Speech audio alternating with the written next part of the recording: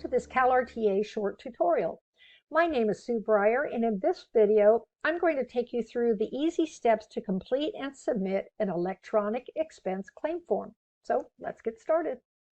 First, let's begin with a few important notes.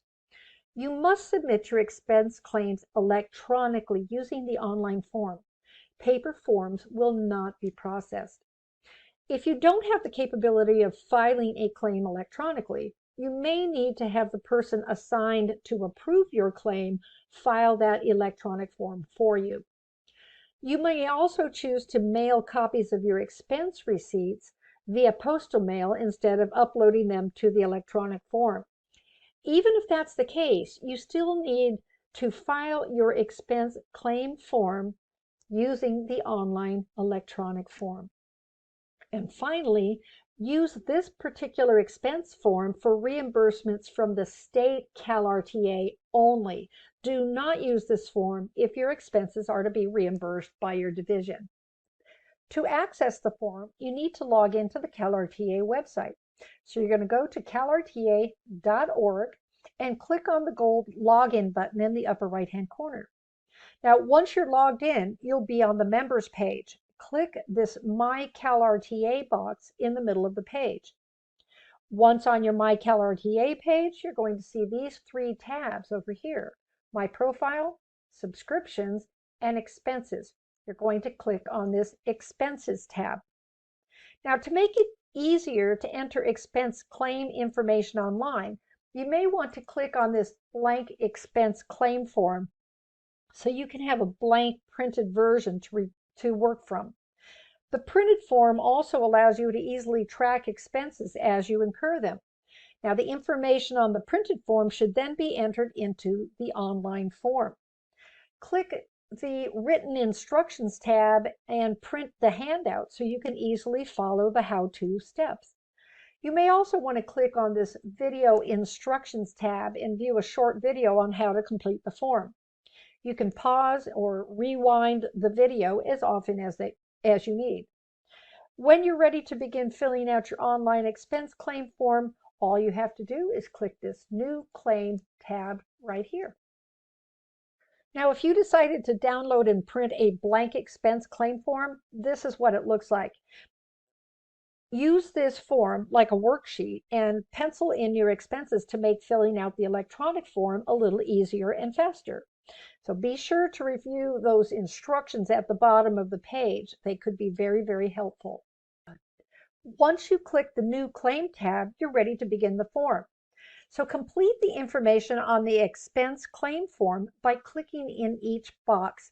The items with a red asterisk, and it's vaguely evident here where the red arrow is pointing, these are required and must be completed prior to submitting the form. You're going to enter the city of the function or activity in this first box, followed by the name of the function or activity. For example, CalRTA Convention or Fall Leadership Conference. Over here, you're going to enter your CalRTA leadership position for that particular event. In other words, if you hold multiple leadership positions, what position were you representing at that particular event? Now, the remaining boxes on this form are actually pre-filled based on your personal information on record with CalRTA. Once you've completed the upper portion of the form, you're going to scroll down just a little bit and review the instructions and clarifications for completing the rest of the form. First of all, note that your expenses should be entered for 1 day at a time. Now, the parking category includes any parking expenses at the airport, the hotel, in a city parking lot, or even on the street. When entering your meal costs, be sure to include the tip that you provided and deduct any alcohol expenses on the tab. And please note, you must have an itemized receipt for any meal that you want reimbursed. And I'm going to clarify that point a little later in the video. In the tips category, enter tips for cabs, for Ubers, bell staff, housekeeping, but don't enter meal tips in this particular category. Those meal tips should be entered with your meal cost. You're also going to see a box for miscellaneous expenses. Now, these expenses include anything that doesn't fit into the other categories, such as postage, computer ink, photocopies for presentations, or printing supplies.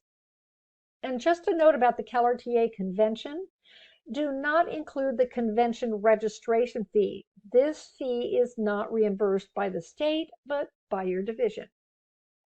Now you're ready to record your expenses for the first day of your activity. So start by entering the first date of your activity and then move to any of the other boxes to enter expenses. And just a note about mileage. Please enter the total miles you drove on that day. Do not try to enter any dollar amount for gasoline that you purchased. The mileage amount to be reimbursed is calculated for you based on the current IRS mileage reimbursement rate. Okay, when you've entered all of the expenses for day one, you're going to go down here and click this Add button in the lower left-hand corner to add an additional day. So when you go to enter a date and you click on this date box, you're going to see this drop-down calendar. Use the left and right arrows at the top of the calendar to switch months or even years, and then go ahead and click on whatever date you're going to use for the expenses that you wish to enter. Now, once you've entered the date, as you see here, you're going to go ahead and enter any clarifying notes in this notes box. Now, as you can see in this first example up here, a clarification is made that the airfare amount is for round trip rather than just one way. Now, in this second example down here, the notes indicate that the miscellaneous expense amount was for printing costs. But if you don't have any miscellaneous expenses and your other amounts are pretty clear cut, you don't need to enter anything in this notes category. Now you're ready to begin listing your expenses in the various categories. So you're going to go ahead and click on the category box and then use the up or down arrows to enter your expense amount, or you can simply type in the amount yourself. Now, for airfare and train travel, you can actually enter in the full round trip amount, or you can divide up that expense over the total number of days. It's totally your choice. But again, be sure to explain your choice in this notes category. Here's an example of a completed set of expenses for day one. Notice that the date has been entered, the notes clarify the airfare amount, the airfare is recorded, the expense for a shuttle from the airport to the hotel is entered, the lunch and the dinner expenses are entered, and over here on the right, a grand total is tabulated for you. No need for a calculator. Now, when you're ready to add an additional day, go ahead and click this Add button. Now that you've added all of the expenses for each day of your activity, you're going to scroll down a bit to see the category totals. Please note that these totals are automatically tabulated for you as your daily expenses are entered, and a grand total is provided for you in the lower right box. Okay, now it's time to prepare and upload your receipts. But a word about receipts. This step is very important because you will not be reimbursed for expenses without an accompanying itemized receipt. And it's very important that you ask for itemized receipts for each meal you purchase. An itemized receipt looks like this, with the beverage and the entree specifically stated. An unitemized receipt looks like this. And as you can see, there are no food or beverage items listed. Even though you paid $46.42 for this meal, you would not be reimbursed for it. Also, hotel bill notations, such as this one, are also not acceptable, as it obviously doesn't include itemized details.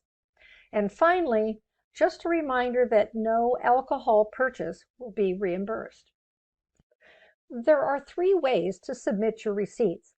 First, you can take a photo of each of your receipts with your smartphone, save those photos to your computer, and then drag and drop those photos into the file upload box. Now, second, if you have access to a scanner, you can scan multiple receipts at the same time and then drag and drop the scanned PDF into the file upload box. Now, just so you know, all uploaded items will appear below that file upload box. Now, the third option is you make copies of all of your receipts and then you mail them to the person who will be approving your expense claim. Now, if you're not sure who is supposed to approve your claim, I'm going to show you how to find out on the next page. Now, the first thing is to read the fine print under the Send Report box. Division presidents will send their form to their area director. State committee members submit their form to their committee chairs. The state board, the CalRTA CEO, and standing committee chairs submit their forms to the state treasurer, and the state treasurer sends his or her form to the CalRTA president. So just click the little down arrow on the right side of the box to see a list of names and the positions. Now, if you plan to mail your receipts, be sure to send copies of them, not the original receipts. Again, to locate the person who will need your receipts and approve your submission, use that drop-down list in the Send Report box. Now, to locate their mailing address, I suggest that you use the leadership directory on the CalRTA website or contact them by phone or email and request mailing information. And once again, even if you mail those receipts to your designated approver, you must submit the reimbursement using the online form. The last step is to either save a draft and return to it later, or click that Finalize button to submit it. But once you click Finalize, you can't make any revisions. But please note, if you begin the form and you leave the site before clicking that Save Draft button, you're going to have to start the process all over again. So here are some final notes. Once you finalize your form, the claim will be sent to the person you selected to approve your claim. If your approver finds no issue with the form, he or she will forward that claim to the state office to be processed. Now, once it's processed, your new claim will appear at the top of the list of all of your claims on your My CalRTA page.